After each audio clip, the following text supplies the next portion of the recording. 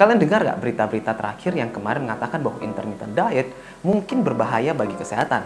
Sehingga mungkin kalian boleh berpikir alternatif lainnya, seperti diet keto. Kalian mungkin pernah mendengar mengenai diet keto yang banyak dilakukan oleh orang-orang Amerika di sana. Ketika diet keto itu baru keluar, dikatakan dapat menurunkan berat badan sangat drastis dan memberikan bentuk tubuh yang sangat estetika. Bahkan hingga saat ini, banyak pun orang yang masih menggunakannya. Bahkan artis pun banyak yang mencobanya juga, seperti Kim Kardashian, Megan Fox, bahkan atlet seperti LeBron James bahkan melakukan diet keto. Namun sebenarnya apa sih diet keto itu? Atau sebenarnya apa keto itu? Hai semua, saya Dr. Muger and welcome back to the world of medicine. Santai sebentar sambil belajar yuk. Pada kesempatan kali ini, saya akan membahas mengenai diet keto ini. Namun sebelumnya, bagi kalian yang pendatang baru, jangan lupa untuk subscribe ke channel ini ya. Jadi di video ini, kita akan membahas apa itu keto, bagaimana kerjanya diet keto itu, bagaimana melakukan diet keto, manfaat diet keto, dan apa contoh-contoh makanan yang baik untuk diet keto itu sendiri. And let's get to the point. Oke, diet ketogenik atau yang biasanya kita sebut dengan keto merupakan diet rendah karbohidrat dan tinggi lemak dengan kadar protein menengah yang akan membuat penurunan berat badan dan dikatakan dapat memberikan banyak manfaat bagi kesehatan. Namun bagaimana sih cara kerjanya diet keto ini?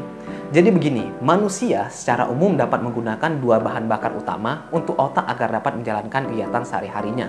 Perlu kita ketahui, otak itu adalah sumber bagaimana kita dapat berbicara, dapat kita bekerja sekarang ini. Sehingga kita itu perlu mengutamakan energi atau nutrisi pada otak kita.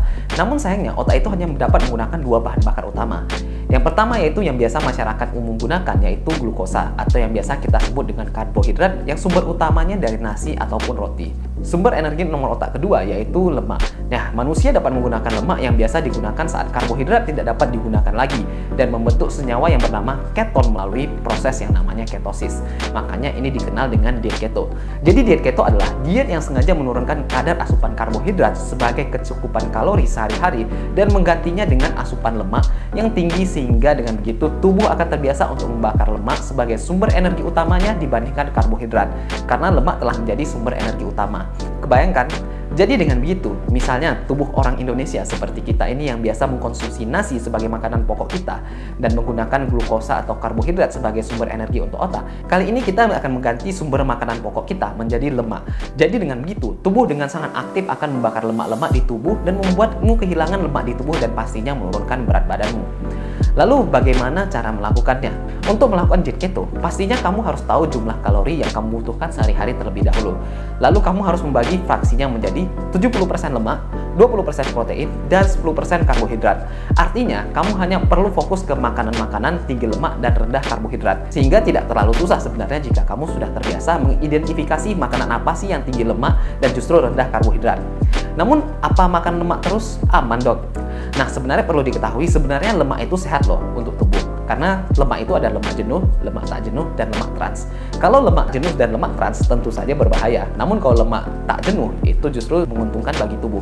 Karena selain fungsinya untuk melarutkan vitamin-vitamin seperti vitamin A, D, E, K, nah lemak ini juga pastinya berfungsi untuk energi. Tapi perlu diperhatikan, beberapa orang yang melakukan diet keto biasanya bisa mengeluhkan adanya namanya flu keto atau keto flu. Nah, ini terjadi karena adanya perubahan kebiasaan membakar karbohidrat menjadi membakar lemak itu atau menjadi keton.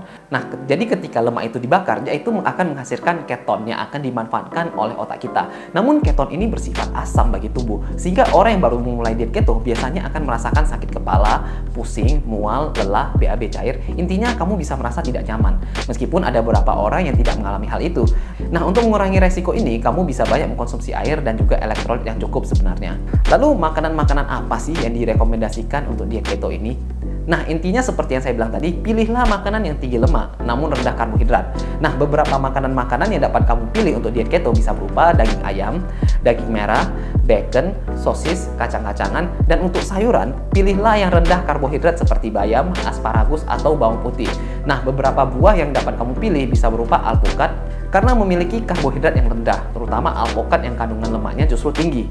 Makanya kalau kita makan itu rasanya itu greasy istilahnya. Lalu hindarilah makanan-makanan karbohidrat tinggi seperti nasi, pasta, mie, roti, atau kerupuk yang bahan bakunya merupakan tepung. Jadi intinya hindarilah makanan-makanan yang terbuat dari tepung.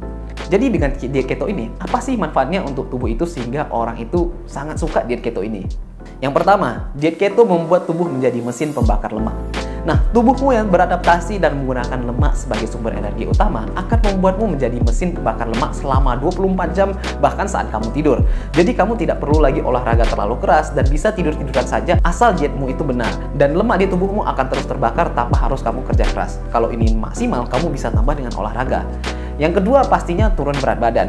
Karena kamu terbiasa untuk memakan kandungan lemak yang tinggi, hal ini akan membuatmu lebih cepat kenyang meskipun kebutuhan kalori belum tercukupi.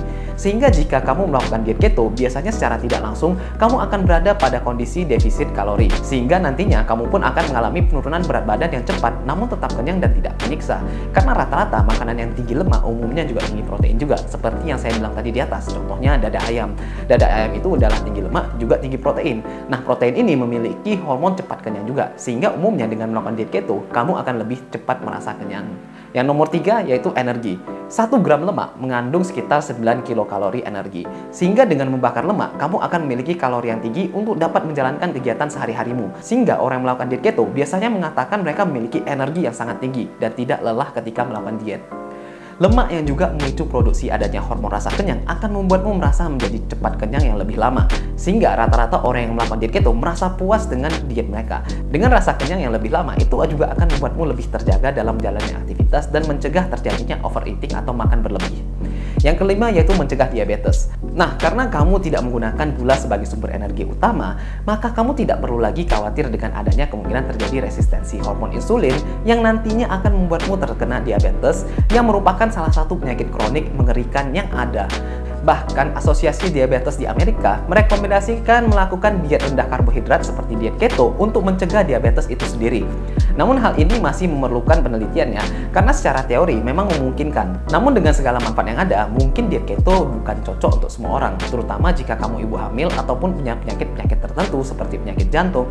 Jadi jika kamu memiliki masalah kesehatan khusus, pastikan coba konsultasikan dulu ke dokter terkait hal itu sebelum menjalankan diet keto ya. Namun ya saya sendiri gak pernah nyobain untuk diet keto itu sendiri, sehingga saya sendiri lebih ke intermittent fasting itu sendiri. Meskipun tadi itu sudah dikatakan berdasarkan penelitian ada kemungkinan kematian yang lebih tinggi ya, saya sebutkan di awal. Namun itu masih penelitian awal sih, karena penelitian-penelitian sebelumnya juga mengatakan sebenarnya intermittent fasting itu banyak manfaatnya. Karena dalam intermittent fasting pun sebenarnya akan memicu ketosis juga. Jadi sebenarnya harusnya manfaatnya hampir sama dengan diet keto itu sendiri. Dan saya sendiri merasa lebih cocok.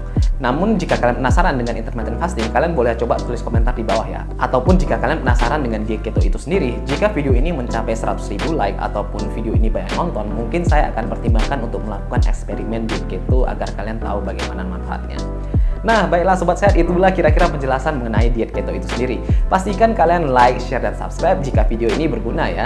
Dan pastikan kalian juga tulis di komentar di bawah jika kalian ada pertanyaan ataupun Anda ada pengalaman untuk diet keto itu sendiri untuk berbagi cerita ke teman-teman Sobat Sehat lainnya ya. Dan juga jika pun kalian ada saran untuk saya ke depannya. Nah, terima kasih juga telah setia untuk bersama saya untuk santai bersama, dan seperti biasa saya doakan semoga sehat selalu ya.